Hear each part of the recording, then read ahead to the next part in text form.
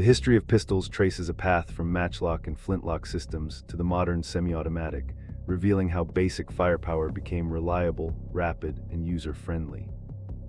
Early designs used external priming and simple locks before cartridges standardized ignition and improved safety, accuracy, and reload speed. Innovative action types such as blowback, delayed blowback, and gas-operated mechanisms refined how cartridges cycle, eject, and chamber new rounds.